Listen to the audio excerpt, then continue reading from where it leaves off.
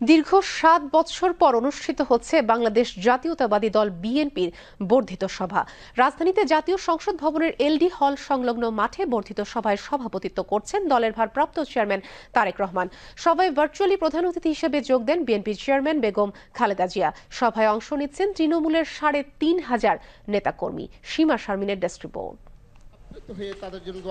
সুদৃঢ় ঐক্যই রুখে দিতে পারে সকল ষড়যন্ত্র স্লোগানে চলছে বিএনপির দিনব্যাপী বর্ধিত সভা।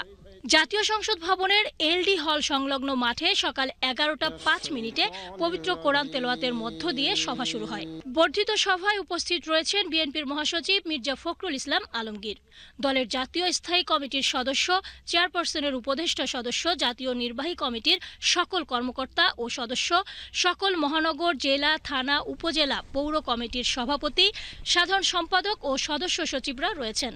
এর বাইরেও বিএনপির 11টি অঙ্গ ও সহযোগী সংগঠনের সদস্য সচিবরা উপস্থিত রয়েছেন।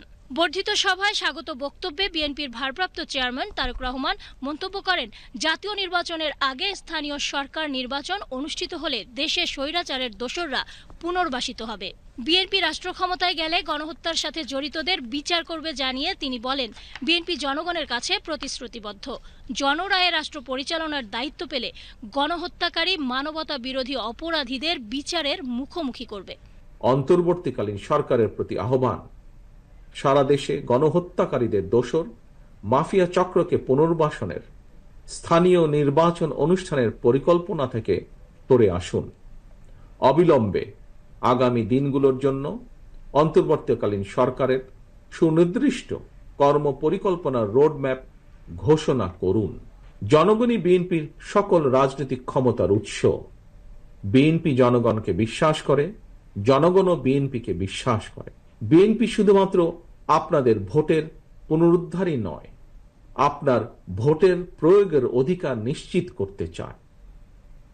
আপনাদের সমর্থন পেলে বিএনপি এমন একটি সরকার প্রতিষ্ঠা করতে চায় যে সরকার আপনার কাছে, আপনাদের কাছে তথা দেশবাসীর কাছে জবাবদিহি করতে বাধ্য থাকবে। এই বর্ধিত সভায় প্রধান অতিথি BNP chairperson Begum Khaleda Zia virtually যুক্ত হয়ে বলেন, প্রতিশোধ, প্রতিহিংসা নয়, ভালোবাসায় দেশ গড়তে হবে। চিকিৎসার জন্য